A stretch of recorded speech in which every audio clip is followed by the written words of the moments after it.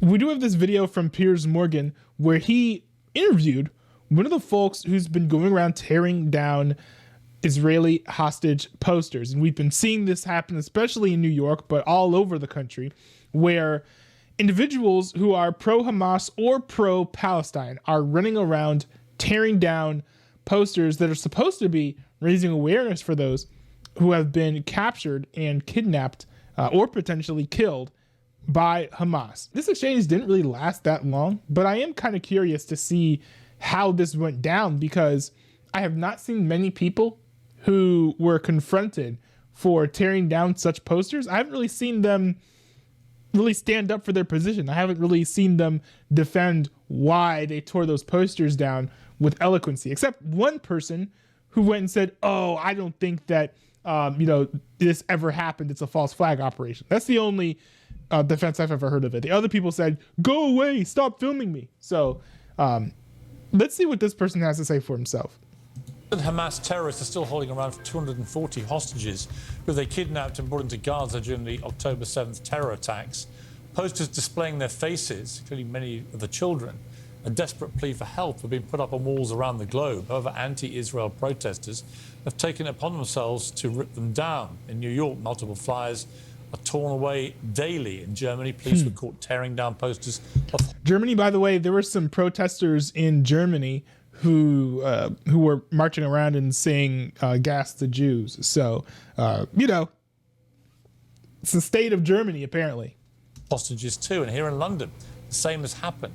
My next guest was caught in the act. Shihab Rifai tore down posters of the hostages in Los Angeles. And he for some reason I thought it was a man, not a woman. Okay, sorry about that.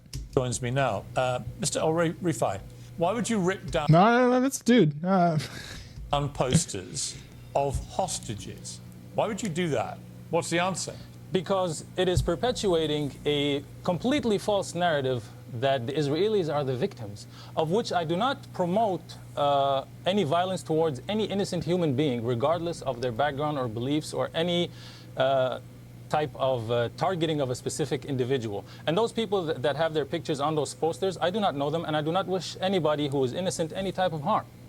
It is more of a symbolic gesture, because it is pathetic propaganda that they are putting into civilian areas that we are living in, and they're perpetuating this narrative to keep subconsciously programming people to think that Hamas are terrorists. I mean, that's interesting. I mean, Hamas are terrorists, but I think that something better would probably be to put up posters of maybe like dead Palestinians.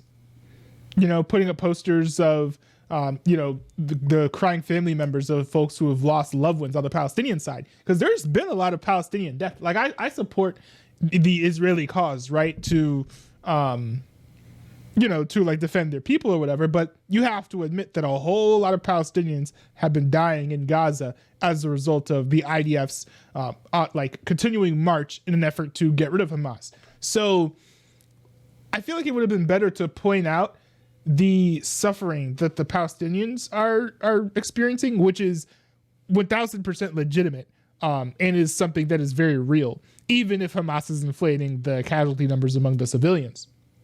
But regardless, I think it's entirely inappropriate for someone who is pro-Palestine to tear down Israeli hostage posters, because instead of saying, no, the lives of the Palestinians matter too, what tearing down those posters says is the lives of the Israelis who are kidnapped as hostages, they don't matter at all, which is pretty awful. Tell you what also, could somebody explain to me what these like stupid cherry pins are, or like peach pins are? Because I've been seeing Piers Morgan wear them on his episodes. One of his guests wore them as well. I don't know what it means. It seems a bit odd to me. Let me not even refer to Hamas, just the Palestinian people in general and Muslim people in general. Yeah, let me tell you the just like 9/11. Let me tell you the context of where you did this. You were several blocks down from the Holocaust Museum in Los Angeles. There are many Jewish people who live in Los Angeles, and these 240 hostages include grandmothers who escaped the Holocaust. They include 3-month-old babies. They include many children, and their families are understandably desperate for information about where they are and whether they're still alive. And we've already had some cases where people, from the identity on the posters, they have been identified as still alive. Why would you deprive families of that?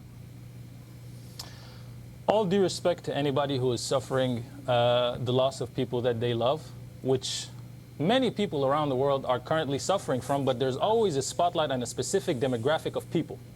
Because apparently, just like George Orwell would say... What does that, wait, what does that even mean? Wait, what? Many people around the world are currently suffering from, but there's always a spotlight on a specific demographic of people. Because apparently, just like George Orwell would say, some people are more equal than others. And so is he saying that people are focusing more on the deaths of Israelis than the deaths of Palestinians? I mean, if you look online, that's not the case, right? I mean, I know that Palestinian support is grossly overrepresented online because people who are pro-Israel have jobs, but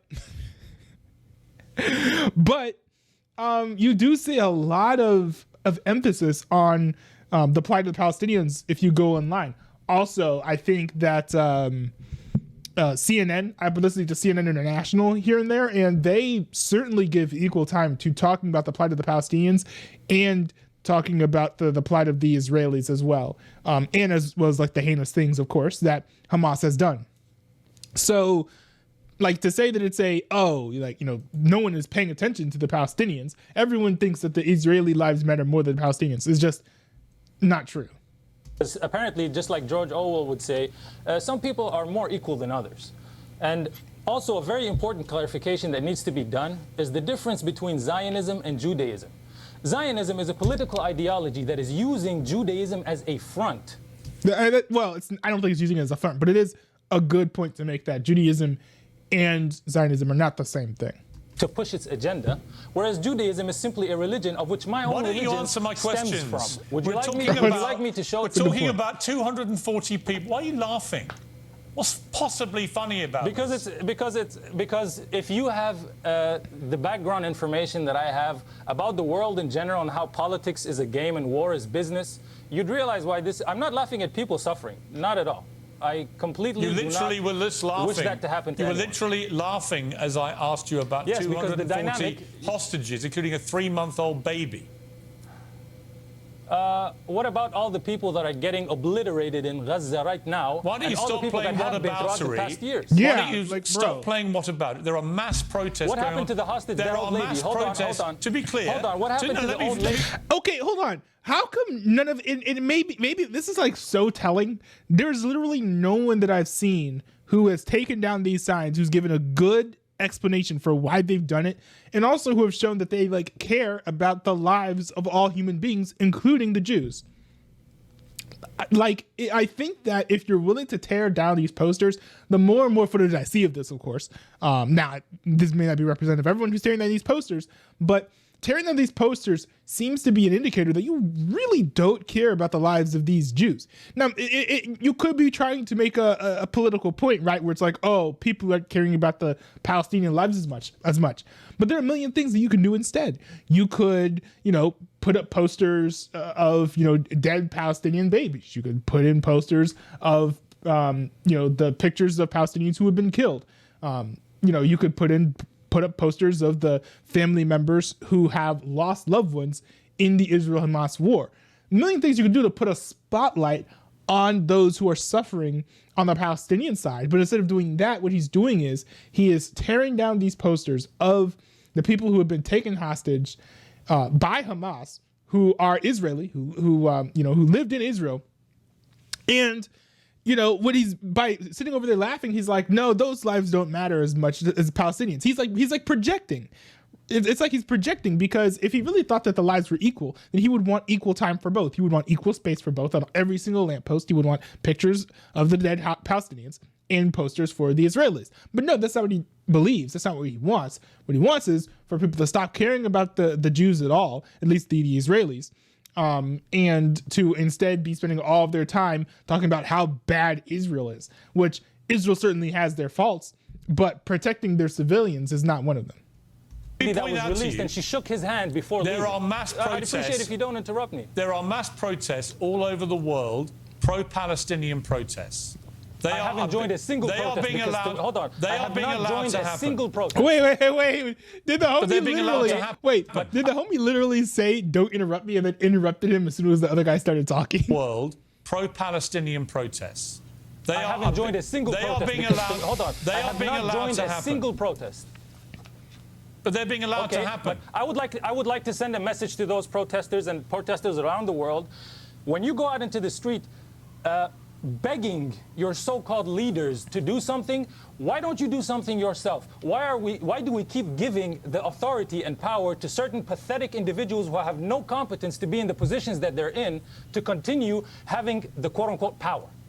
Bro, is this dude an anarchist? But also, look, if you want more aid to go to Israel, or if you want more aid to go to Gaza, sorry, I meant to say Gaza. If you want more aid to go to Gaza, it makes sense to make appeals to your government and say, hey, look, I want you to, give more aid to Gaza. What are you going to do? You're going to go over in a private plane, and drop some candies or whatever, or like send some some sandwiches over through like some ships or whatever? Like, there are certain things that governments can do that citizens just don't have the power to do. So of course it makes sense to protest, to go to your government and be like, hey, I want you guys to do this thing. Maybe he's the anarchist, right? That's entirely possible. And if he's an anarchist, okay, cool, be anarchist. But you also have to recognize the society in which we live. Yes, there are people in the government who are grossly, incompetent and probably are not worthy to wield the power that they hold. But the fact of the matter is they have it. And so if you want things to change, if you want the government to actually do something, you have two options. Live in a democratic state and vote those people out, or you can make appeals to the people who are already in positions of authority and then try to get them to make changes in the direction that you want them to. The power is within each and every single individual, which is something we have completely forgotten. And this is how they have people like puppets on strings. Again, I simply ask you... Many members of modern humanity are pathetic. I simply ask you why you would rip down posters of people who've been taken hostage, which may give their families some hope, if someone can identify them, that they may still be alive. Hope, just like... Okay, let me answer your question on multiple layers. It's false hope, number one. If they really wanted them back, they'd be back. Number two... What? What about all the other... Bro, what does that mean? If they really wanted them back, they'd be back? What? That's like the... How does it even make sense? Like, do the Jews run Hamas? Is Hamas trying to give all the hostages back and Israel's just saying no? That is just... I'm appalled by that take. If they really wanted them back, they'd be back. Number two, what about all the other families that are suffering from... They're seeing their direct family getting bombed and their entire... the videos that I'm seeing on accounts like Mu'taz Azazia's Instagram page and many other journalists that are there posting about these things. If I started doing that on the street and putting his content, just take a screenshot and put it on the street. Los Angeles and any place that is of a civilian manner is not going to be civilian anymore. It's going to be too graphic for people to walk around on the street. Oh, shoot. I forgot that they have a new thing if you press and hold while you're clicking the YouTube button, then it fast forwards. Sorry. Not going to be civilian anymore. It's going to be too graphic for people to walk around on the streets and... But... if what he really wants to do is shine a light on the Palestinians, that's what he should do. Or he should blur the images. But, it seems like he's anti-Israeli, not pro-Palestinian. Because if he was pro-Palestinian, he'd be doing what he could to shine a spotlight on the plight of the Palestinians. And it's interesting that he also hasn't gone to any pro-Palestinian marches. He's just tearing down Israeli hostage posters. Live the rest of their lives. And also another message that has nothing to do with the question I asked you again. Nothing to do with it. You're not answering the question. Maybe you're not understanding the nuances of my communication. You know what? I've got to be honest with you. I don't really care about your subtle nuances or you thinking it's all entertaining. Because it's a multi-layered. It's a multi-layered situation. It's not multi-layered. You are walking around near the Holocaust Museum in Los Angeles, a place I've attended several times and found profoundly moving. And you're walking around there recently, and you are walking around there several weeks after the worst attack on Jewish people since the Holocaust. It's not on Jewish And people. 240, It's not on Jewish people. 240 I live hostages were with taken, Jewish people. including I am 3-month-old currently babies living and with Jewish Holocaust people survivors. in Jewish Central. And your only contribution to this is to walk around and rip down hostage posters.